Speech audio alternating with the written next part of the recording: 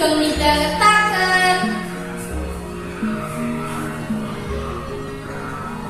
mangsa rendhem kaangget dening rahmat Joko Pradopo.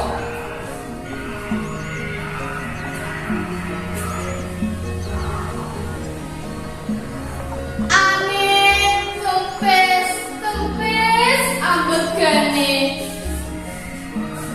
sakwise mlayu sifat kuping nyangking ember pirang-pirang isi banyu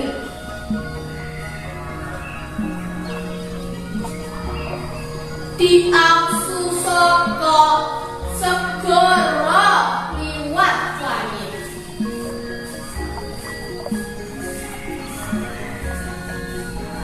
Lah banjur disuake ing kutha-kutha, ing desa-desa, pagunungan lan liyane.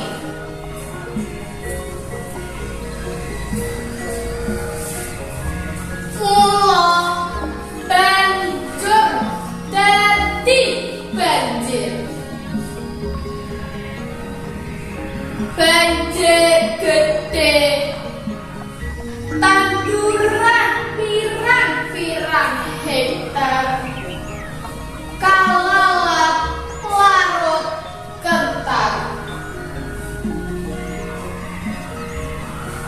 Blai sing kojur sepisanan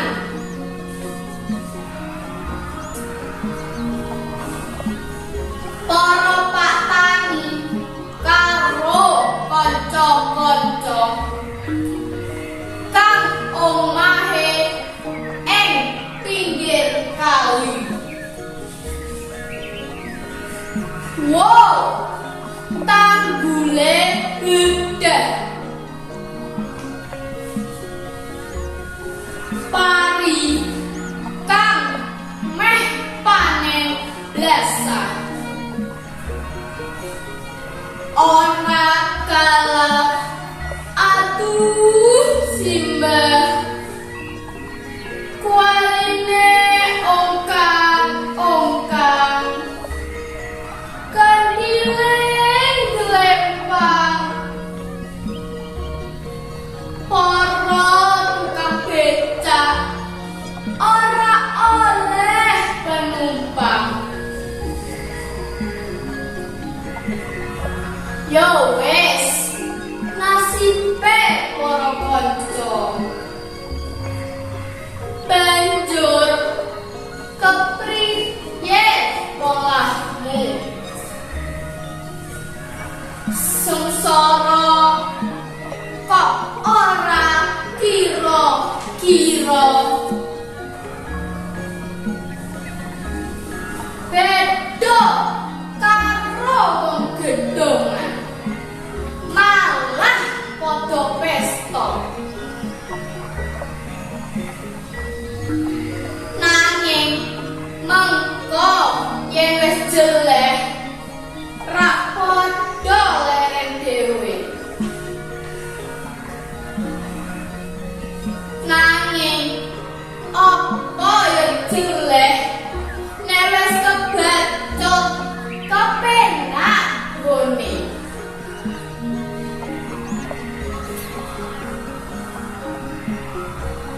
Padha ora kelingan marang bangsane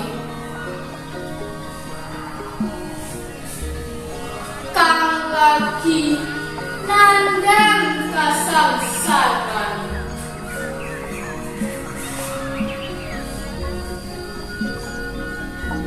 Malah padha lembut-lembut kaya wong nunggang jaran eji.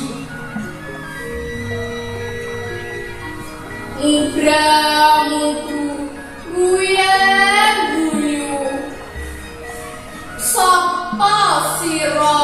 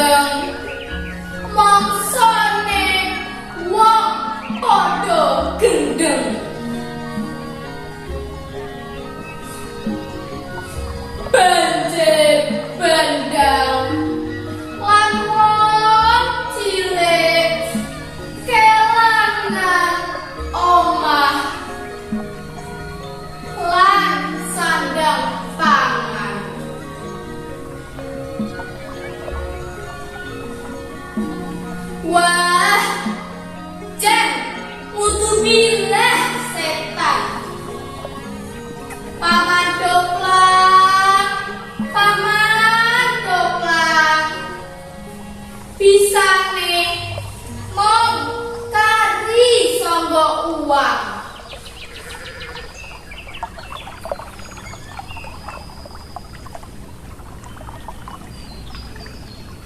Aku ora bakal lali kaangget dening iman budi santoso.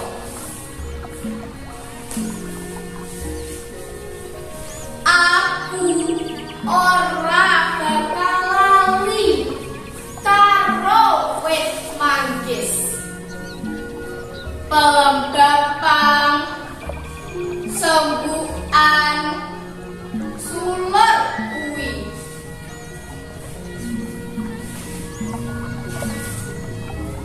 Nalika aja niteni sepiro ajine tuwuhan lan pekarangan tumrap wong tani.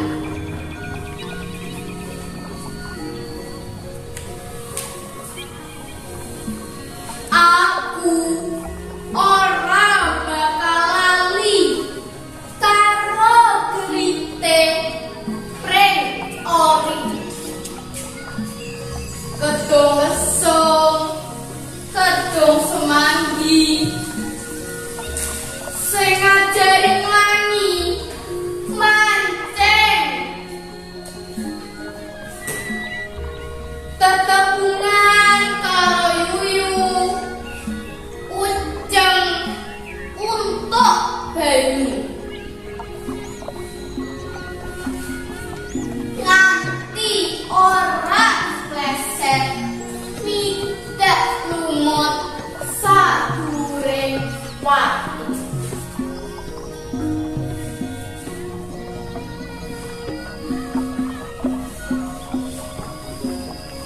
Aku ora bakal lali karo kathah udung graji ungkal asahan godhong ronglas bubuk balung ubaran bene tukang kayu ngrumpaka dandanan kang dadi wulu wetu.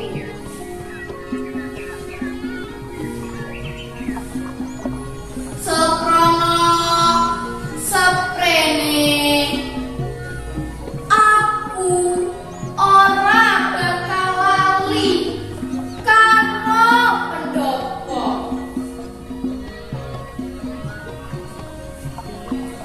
lumbung tawon sing kanggonan omah tawon.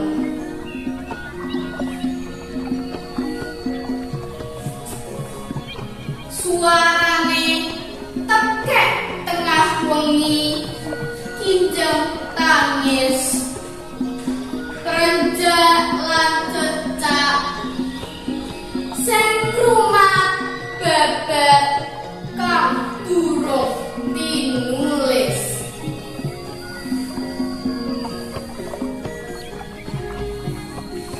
Saiki aku ora bakal swala sedulurku papat lima pancen pancen dumunung ing tanah Jawa. Cekal semanten